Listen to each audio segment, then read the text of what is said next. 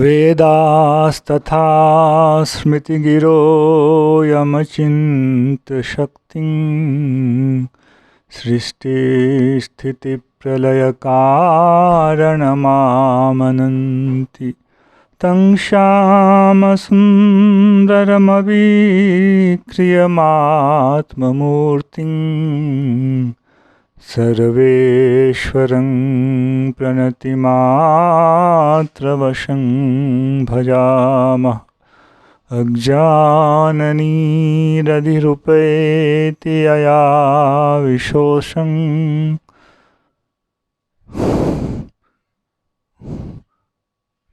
भक्तिः परापि भजते परिपोषमुच्चैः तत्त्वं परं स्फुरति दुर्गममप्यजस्रं साद्गुण्यभृत्स्वरचितां प्रणमामि गीताम्। नारायणं नमस्कृत्य नरं चैव नरोत्तमं देवीं सरस्वतीं व्यासं ततो जयमुदीरयेत्। हरे कृष्ण कृष्ण कृष्ण हरे हरे, हरे राम राम राम हरे हरे। गीता मंजरी का यह 211 संख्या का अंक है। भगवान ने अर्जुन को योग के संबंध में उपदेश देना प्रारंभ किया। छठे अध्याय में आकर ध्यान योग का उपदेश दिया। उसके बाद अर्जुन ने व्यवहारिक प्रश्न किए। मन को निग्रह करना कठिन है, क्या किया जाए? तो भगवान ने कहा मन का निग्रह तो करना ही पड़ेगा, क्योंकि उसके बिना योग की प्राप्ति नहीं होती है। फिर अर्जुन ने प्रश्न किया, भाव यही है कि जब मन का निग्रह नहीं और कभी मन ने विषय में खींच ही लिया, धक्का ही दे दिया, तो फिर क्या करेंगे? क्या होगा उसका अगला जीवन, वर्तमान जीवन कैसी गति होगी? इसके विषय में भगवान ने अर्जुन को आश्वस्त किया कि योगी को चिंता करने की आवश्यकता नहीं है। यहाँ सरलता योगी में है, वह योग के पथ पर जो है धूर्तता नहीं कर रहा है। प्रारब्धवश ऐसा हो गया क्योंकि वह प्रतिष्ठित नहीं था। उनके लिए कहा गया है जो योगी का नाटक करते हैं, धूर्तता करते हैं, उनके पक्ष में भगवान यह बात नहीं कह रहे हैं, ऐसा हमें समझना चाहिए।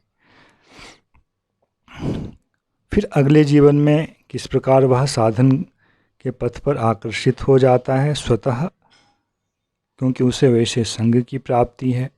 जिनका जन्म वहाँ नहीं भी हुआ हो, वैसे योगियों के कुल में सामान्य गृह में भी जन्म हुआ हो, तो भी उनको बाहर से किसी ऐसे योगी का संग प्राप्त हो जाएगा जिसके साथ वह योग के पथ पर आगे बढ़ जाएगा।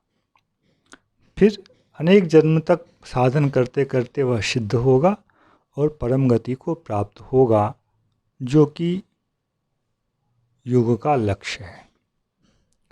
अब भगवान कई प्रकार के धर्माचारी लोगों में से योगी की जो एक विलक्षण स्थिति है, महिमा है,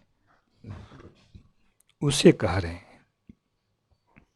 तपस्विभ्योऽधिको योगी ज्ञानिभ्योऽपि मतोऽधिकः कर्मिभ्यश्चाधिको योगी तस्मात् योगी भवार्जुना। यहाँ भगवान योगी की प्रशंसा 3 प्रकार के अन्य अधिकारियों से कर रहे हैं। तपस्विभ्योऽधिको योगी, योगी जो है वह तपस्वी से अधिक है, अर्थात योगी की स्थिति, योगी की महिमा तपस्वी से अधिक है फल की दृष्टि से। तपस्वी कौन है? तो जो कर्म मार्गीय, कृच्छ, कठोर, चांद्रायन इत्यादि अनेक व्रतों का पालन करते हैं, उनको यहाँ तपस्वी कहा गया है। शुष्क तपस्या कह सकते हैं जिसमें ब्रह्म संबंध की गंध नहीं है, योग का भाव नहीं है, किंतु शारीरिक कष्ट उठाते हैं, ऐसे लोगों को यहाँ तपस्वी कहा गया है। ऐसे तपस्वी लोगों से योगी उत्तम हैं। ज्ञानिभ्योपि मतोऽधिकः, और मेरा मत यह है कि योगी ज्ञानी से भी अधिक है। यहाँ ज्ञानी को यहाँ शास्त्र में विशारद व्यक्ति को ग्रहण करना चाहिए। ऐसे ज्ञानी लोगों से भी योगी जो है वह उत्तम है। वेदार्थ का किसी को पूरा ज्ञान है किंतु वह योग का आचरण नहीं करता है, उसकी तुलना में योगी उत्तम है।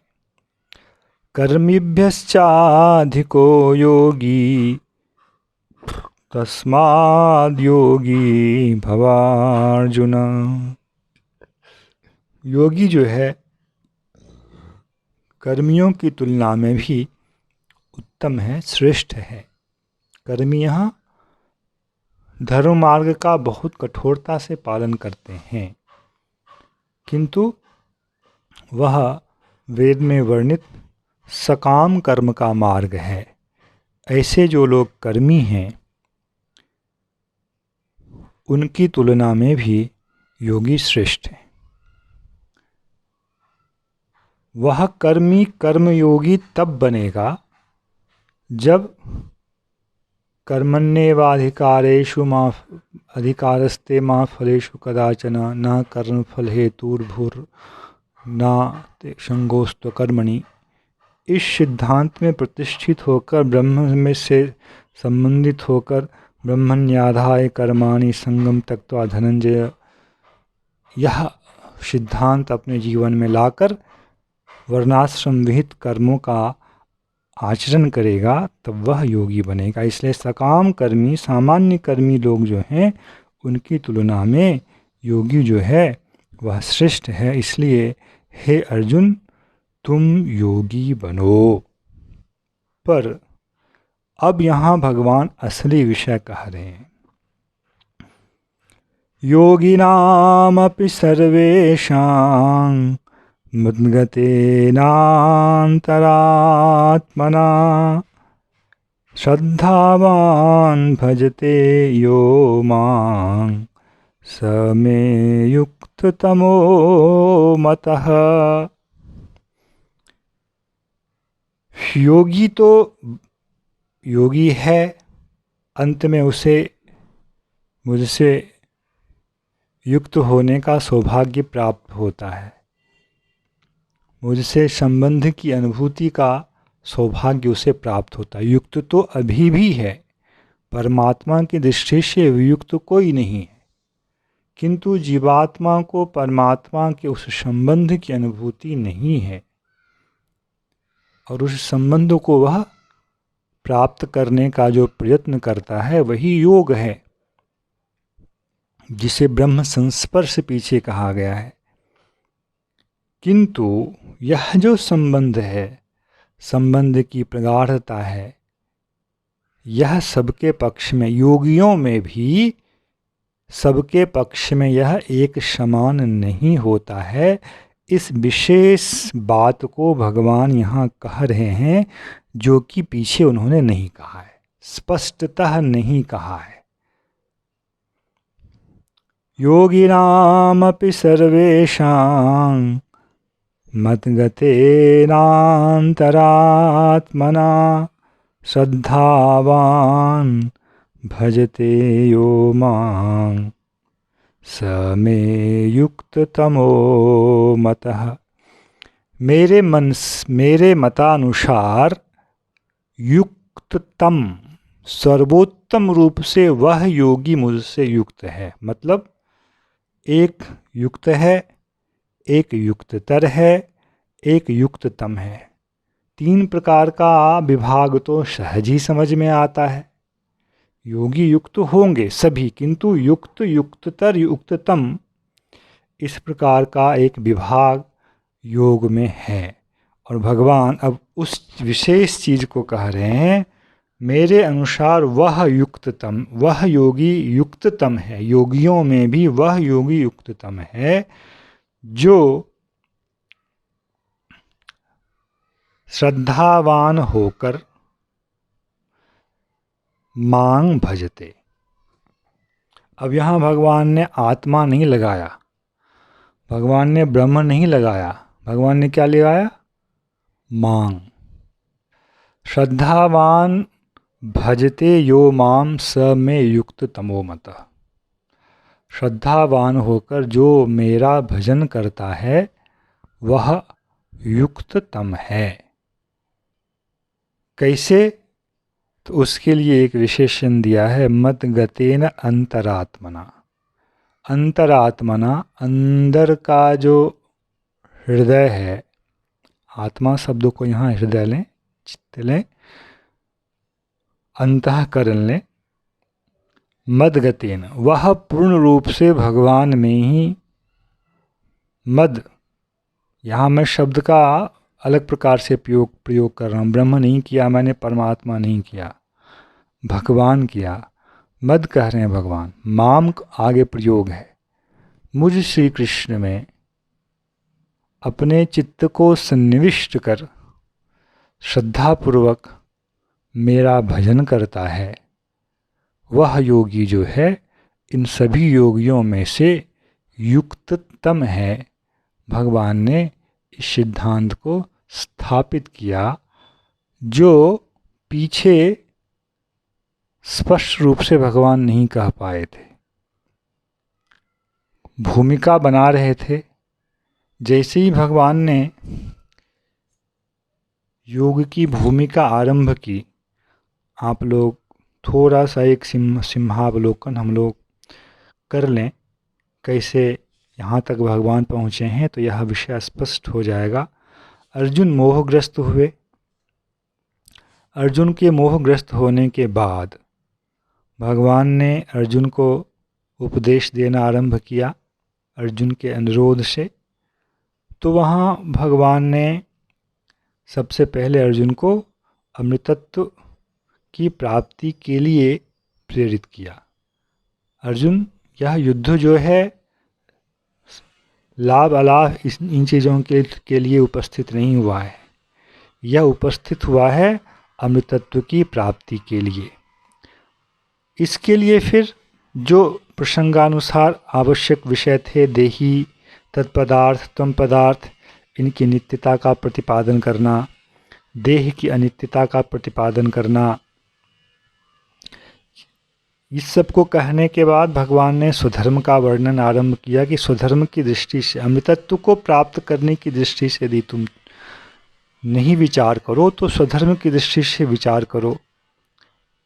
उस विचार से भी युद्ध करना ही अर्जुन के पक्ष में उत्तम है, क्योंकि उससे अर्जुन को स्वर्ग अथवा मर जाए युद्ध में तो स्वर्ग, जीत जाए तो पृथ्वी का निष्कंटक भोग, यह उसको अर्जुन को प्राप्त होगा। इस प्रकार का सिद्धांत करने के बाद अर्जुन को उसमें प्रवृत्त नहीं किया, बल्कि अमृतत्व की प्राप्ति में ही प्रवृत्ति किया। सुख दुखे समय कृत्वा लाभा लाभ हो जया जयो तो युद्धायुजस्व एवं पापम अवाप्स्यसि। यह जो है सांख्य में बुद्धि है। योगी बुद्धि में कहना भगवान ने आरंभ किया, उसकी महिमा को बताया, और उसके बाद धीरे धीरे क्रम भगवान बनाते आ रहे हैं, जिसमें कर्मण्येवाधिकारेषु इस श्लोक को कहकर कर्मयोगी किस प्रकार बना जा सकता है उसका भगवान ने प्रतिपादन किया। और उसमें समता का भाव होना जो है, सुख दुख में समता का भाव होना, उसको योग कहा।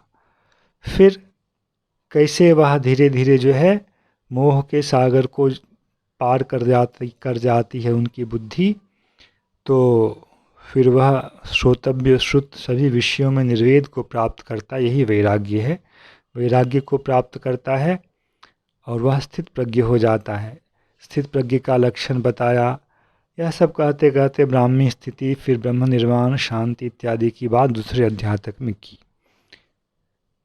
अर्जुन ने पहला प्रश्न जो किया वह स्थित प्रज्ञ के लक्षण के संबंध में किया। दूसरा जो प्रश्न किया अर्जुन ने वह तीसरे अध्याय में है कि यदि कर्म श्रेष्ठ है तो आप मुझे इस युद्ध में क्यों, घोर युद्ध में, यदि बुद्धि श्रेष्ठ है तो आप मुझे क्यों इस घोर युद्ध में प्रवृत्त कर रहे हैं। और आपकी बातें ऐसी हैं, मिली जुली हैं, तो इससे लगता है मुझे आप मोहित सा कर रहे हैं। तब भगवान ने वस्तुतः सांख्य योग और कर्म योग की जो पारस्परिक स्थिति है उसका वर्णन किया। भाव यह है कि व्यक्ति को पहले कर्मयोग का आचरण करना चाहिए, क्योंकि सांख्य योग का आचरण जो है वह व्यक्ति के पक्ष में प्रारंभिक दशा में संभव नहीं होता है।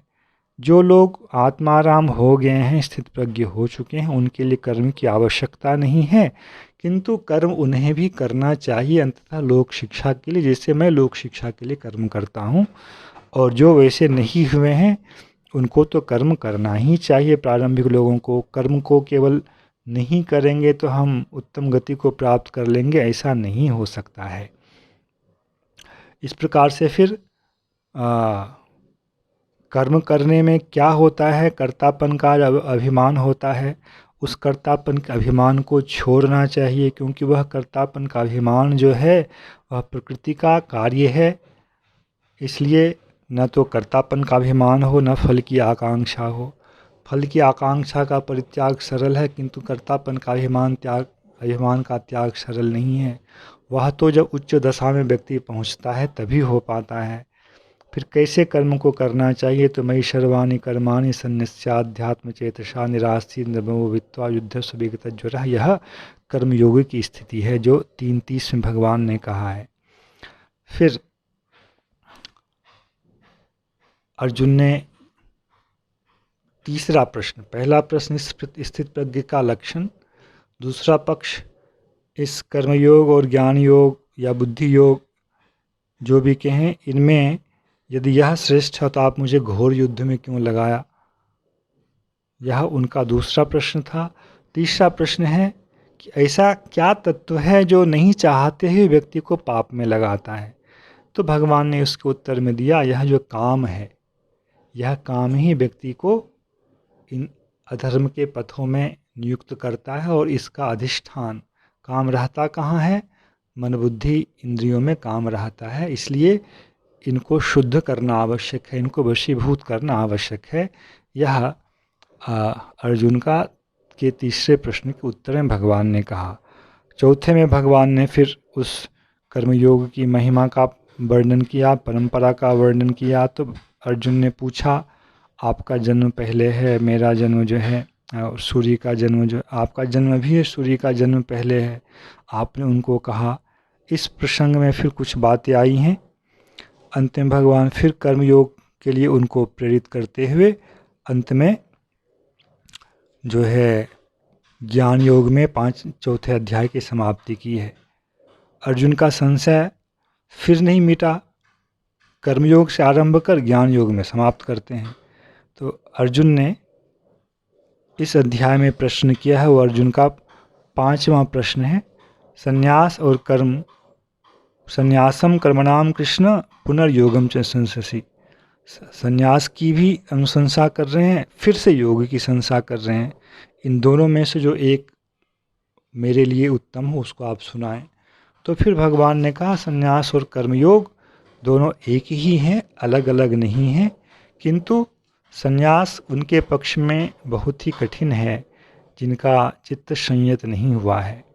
संन्यासस्तु महाबाहो दुःखम आत्म अयोगतः। जिसने कर्मयोग का आचरण नहीं किया है उनके पक्ष में संन्यास का पालन करना बहुत कठिन होता है। इसलिए तुम कर्मयोग का ही आचरण करो। दोनों के द्वारा प्राप्त होने वाला जो फल है वह दोनों का समान ही है। यत् सांख्ये प्राप्यते स्थानम तद्योगैरपि गम्यते। इस प्रकार से वह पूरा अध्याय जो है एक तरह से 5वां अध्याय जो है ज्ञान योग का वर्णन है, जिसमें अंत में पंडिताः समदर्शिनः यह उसका अनुभव होता है, लक्षण होता है, और फिर उसको क्या प्राप्त होता है, कैसे सुख प्राप्त होता है, उन चीज़ों को कहने के बाद फिर भगवान ने ध्यान योग की भूमिका आरंभ की थी 5:27 से, प्राणापानो समो कृत्वा नासाभ्यंतर चारणो इत्यादि से। फिर 6ठे अध्याय में जो है इस ध्यान योग को उन्होंने कहा है, जिसमें मन का जो है नियंत्रण, फिर कैसे प्राणायाम, धारणा, ध्यान, समाधि से वहाँ तक पहुँचना है, इन चीज़ों का वर्णन किया। तो 6ठे अध्याय में तो हमने अभी वर्तमान में सब कुछ देखा ही है। तो इस प्रकार से एक संग्रह है। 5वें अध्याय में एक प्रश्न था अर्जुन का कि आपने संन्यास की प्रशंसा कर दी, फिर से कर्मयोग की प्रशंसा कर रहे हैं। उसके बाद कोई प्रश्न नहीं था। और 6ठे अध्याय में अर्जुन के 2 प्रश्न हुए। एक तो कि मन का निग्रह करना कठिन है, उससे संबंधित, और दूसरा यदि कोई योग से भ्रष्ट हो जाए तो फिर उसकी क्या गति होगी। इस प्रकार अर्जुन ने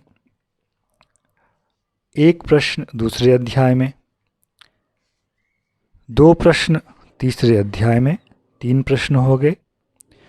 चौथे अध्याय में भी एक प्रश्न किया है, पर वह सीधे सीधे योग से संबंधित नहीं है, केवल भगवान की पुरातीतता से संबंधित है कि भगवान कैसे पहले विवस्वान को उन्होंने जो है धर्म का योग का उपदेश दिया था।